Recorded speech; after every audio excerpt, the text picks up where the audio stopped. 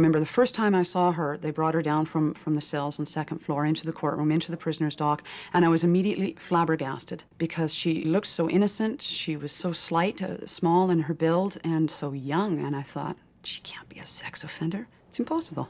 A pair of serial sex offenders were apprehended before they could become murderers.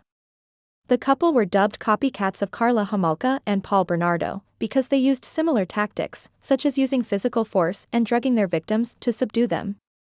The couple Crystal Henricks and James Bennett sexually assaulted their young vulnerable victims. One of them had a mother who was dying of cancer.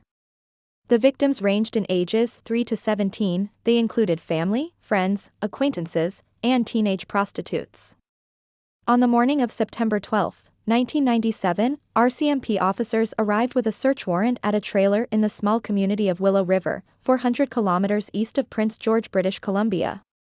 19-year-old Crystal Henricks lived there with her 38-year-old husband James Bennett and their 2-year-old daughter. Crystal was also pregnant at the time. Acting on tips received in the summer of 1997, police traced James's ex-wife Deborah to Idaho. Fearing for her life, she had moved to Idaho a few years earlier. She admitted to police that both herself and James had drugged and sexually assaulted a 15-year-old Crystal in 1994. However, when she believed that Crystal had become James's favorite partner, she became fearful that she might be killed. When she left, she took videotapes of Crystal being assaulted. She thought by keeping the tapes, if James were to ever come after her, she would use them to keep him away. Based on that information, police were able to obtain a search warrant. It's not clear if Deborah was ever criminally charged. During the search, police discovered a concealed ceiling camera in the master bedroom, wired to an office area in the trailer. A one-way mirror was installed in the wall of the bedroom that permitted a person located in the walk-in closet to observe and record activity in the bedroom. There were multiple tapes depicting the assault of at least 22 victims, mostly girls, most of them incapacitated by sedative drugs. The youngest was a 3-year-old boy. One tape featured Crystal having sex with a dog. Crystal and James were charged with a combined 29 charges, which included 11 charges of sexual abuse and making child pornography. James pleaded guilty to 11 charges before trial would start.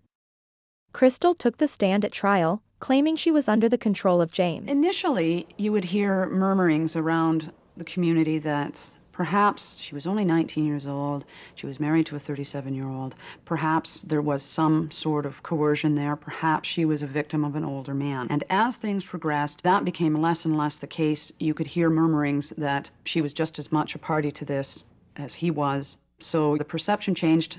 It was a subtle progression, but it changed. She disclosed that she was assaulted at age 5 by 2 of her mother's boyfriends. She insisted that she didn't know the tapes existed and claimed amnesia for the events recorded. However, her diary was entered into evidence that depicted the couple's acts in detail and future plans. There were plans to kidnap a girl that was a virgin, between the ages of 10 to 15, assault, torture, and finish her off. Crystal was found guilty after a jury deliberated for 5 days and was given a 13-year sentence. The term was later reduced to 7 years on appeal, and by 2004 she was living under supervision in an undisclosed community. James Bennett remains in jail indefinitely after being declared a dangerous offender in 2000. He was transferred to a minimum security institution in 2013. In 2016 he was denied full and day parole. No recent updates can be found. In February 2017, someone claiming to be the daughter of the convicted couple left a comment on a newspaper article apologizing for the crimes of her parents. The poster's identity could not be confirmed. Have you ever heard about this case? Do you think Crystal should have been given more time? Do you think she would have taken this path in life if she wasn't influenced by James? Do you think she has changed or still abusing children? The fact that her whereabouts are unknown to the public is astounding. A link to a documentary that originally aired on CTV in August 2001, called When Girls Do It, would be in the description box. It is a 45-minute video examining the motivations of female sexual predators, the destructive effects of their actions on their victims, and the reluctance of victims to come forward.